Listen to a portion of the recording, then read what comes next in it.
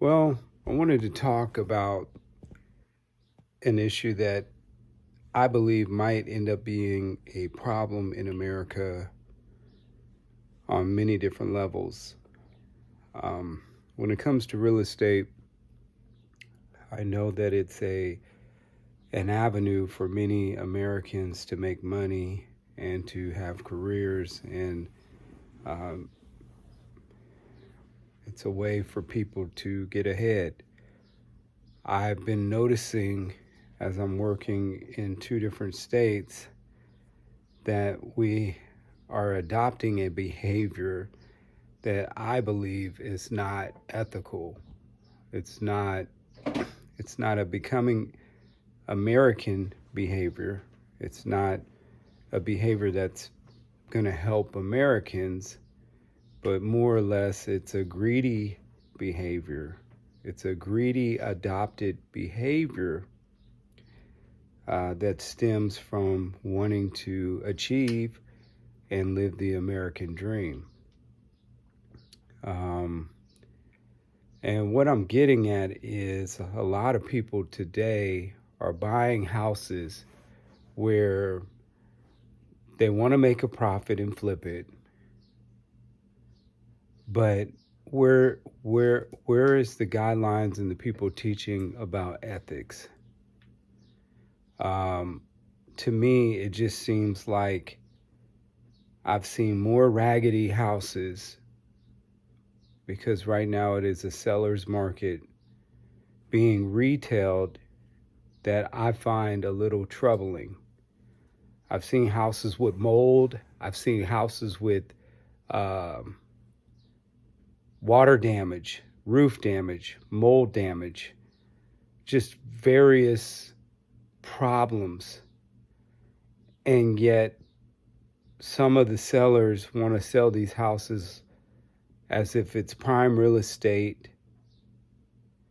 like there's nothing wrong with them, just need a little bit of repairs. Well, when you have mold in a home, that's not a small repair. In fact, mold can be a very major problem, which I'm not going to tap into. But these are things that you should take into account when you're repairing a property. If you're going to repair it properly, or if you're just going to sell it and flip it, I just feel like there's a greed aspect among a lot of people today, not all, but where they're so worried about making some money, they're not really taking into account how they can be risking the health of people who are buying the home, or they can be maxing those people out to where they'll never be in an equity position for years. I looked at properties that were 100 grand, 150 grand a year and a half ago, and because it is a seller's market, they were asking $320,000 for the same houses. And it's like, what happens if the market drops? Then whoever buys this house is stuck in this house and they have no equity. It's not favorable to the buyer. And I think what I'm really getting at is that as a country, we all push the gray area. We all don't do everything perfectly. We're human beings, but somewhere along the line, who are going to step in the gap and who is going to step up and allow people to get ahead, allow people to have something that's affordable? Are we going to turn into another LA in the South where people can't find places to live because they're renting the places too high? They can't find houses to buy because they're not affordable. Uh, but the math in what people are trying to do, it's turning into greed.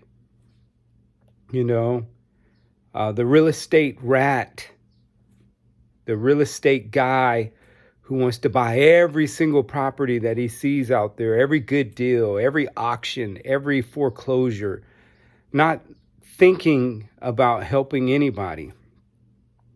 The real estate rat.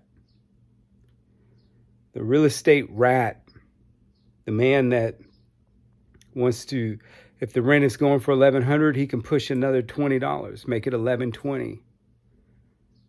Well, if you're making $400 profit a month, maybe you should reduce it 100, make it more affordable for that family. You don't have to be the real estate rat. You don't have to buy everything. Maybe you see 3 good deals and you buy just one. It's like going into a grocery store or a place and they have everything on sale, and you're seeing items you've never seen before, and you know you could take these items and sell them somewhere else, but you choose to leave a few for the next guy. Maybe somebody else can benefit from them. I was in Home Depot not too long ago, and they had some fixtures that were very expensive, and they were marked down to like $30 each. These are $200-300 fixtures. And I bought a couple, and, I thought to myself, well, maybe I just buy one this time. Let somebody else buy the other one that's left so they can get a good deal. Maybe we need that kind of thinking in the real estate world. There's some people out there, they're on a relentless hustle and grind to find every good deal, every good property, so they can add it to their portfolio and be that real estate rat. So they could look back and say, oh, I got 100 properties, which 100 of those people you're overcharging. You're not helping anybody else out. You're not making the American dream attainable for the next person. There's nothing wrong with being rich, and there's nothing wrong with making money, but are you on a relentless real estate rat hustle that will, in the end, hurt many Americans? It hurts us all to drive through downtown Houston and see 2,000-3,000 people sleeping in tents. Somewhere or another, that hurts everybody. It should hurt you just to see those things, but somewhere along the line, we're doing something really wrong. And I believe that the real estate game has become a new avenue for many Americans that unfortunately may be limited to options as far as employment, have found a new way to make money. But I do believe that there's not enough checks and balances to keep this fair for the buyer and the seller. And what I'm afraid of is that as our jobs diminish, as our ability as Americans to actually create and make anything in this country, it's going to get to the point where real estate is going to be one of those streams of avenue that actually hurts the American economy, because people are going to begin to outprice themselves. And the market is going to get to a point where, many, many thousands of people will not be able to have a place to live. Apartments today, 12, 13, 1,400 that were $400 or $500 a month. I know there's inflation, but if we were to do the math and be practical, if somebody working in fast food or somebody working at Walmart or Target or Macy's, if we were to go out on a limb and say they made $2,400 a month, which many of the people don't, after taxes, they take home $1,500. What are they supposed to spend $1,500 their entire check on a 1-bedroom apartment that's 500 square feet? What about their food? What about electricity? What about car notes? What about credit cards, phone bill, insurance, daycare, baby food? Somewhere things aren't adding up. And I thought I'd speak about this because too often than not, I hardly ever meet anybody that's an investor or in real estate, just in general, saying, oh, I'm trying to do this project so that I can help people have a place to live. Or I'm trying to work on this project so I can help people get a better job and a better income. I haven't heard of anybody, and maybe I'm not moving around enough circles, but I've yet to meet anybody prospering, actually talking about helping somebody else other than themselves. I talked to a lady in Short I talked to a lady about a house she's selling today, and the retail value of the house was 180 grand. She was asking 185. And then the house got hit by the storm, the last two major storms. And the house has a hole in it. The house has mold damage. The house has 2 rooms that are absolutely spreading in mold. And she was like, well, I'm open to offers. And I was like, well, what kind of offer are you thinking? She's like, oh, maybe 175, 180.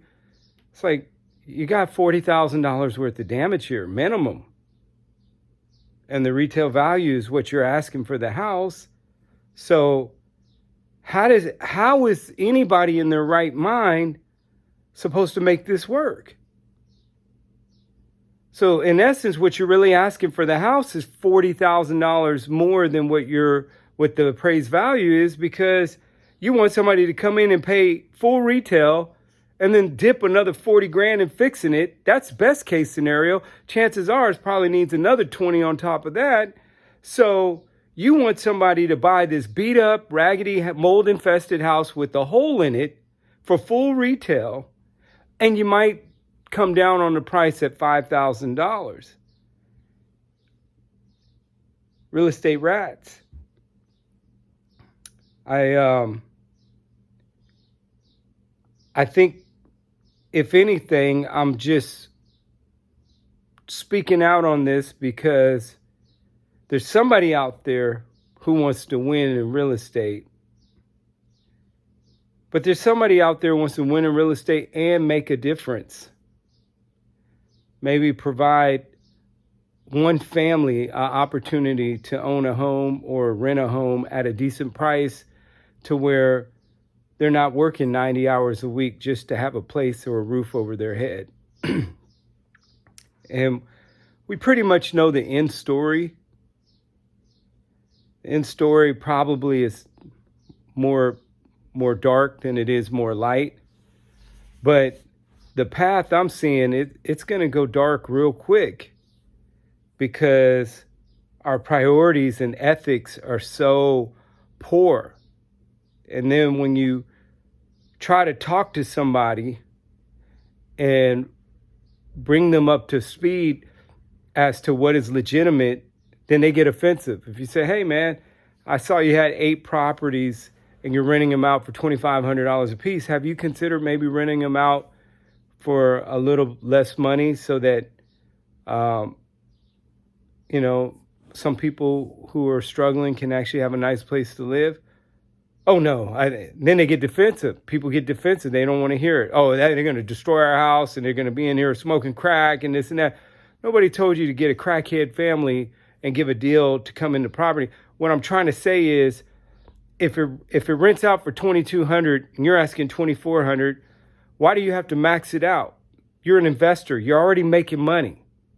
Why not keep it very reasonable so that people aren't walking around with a rope around their neck trying to pay rent? You're going to make money anyway. It's free money. You're not working for it. Not per se. You understand what I'm saying. We need to adopt more of a less selfish, loving neighbor attitude than this penny pinching, poverty-minded, greedy, take over the world type mentality. Because the way things are going, we're going to have a generation of a lot of heartless, selfish, cold people. And the more we keep, this is a description of America right now. America, the land of the free, the land of the brave, the land of opportunity. We something has gone wrong, to drive in major cities and see so many people living like pirates and vagabonds, living like savages, living under bridges, setting up entertainment centers underneath the freeway, living in their cars, taking a dump in a Home Depot bucket as if it's a toilet, living in homemade tents made of mattresses and boxes. I'm going to leave it at that. I just thought I'd talk about maybe this is part of a solution, or maybe this is the opportunity for somebody to extend help and care by making a place for somebody affordable and attainable, so that you can give back with your life to one person or one family, or maybe multiple families.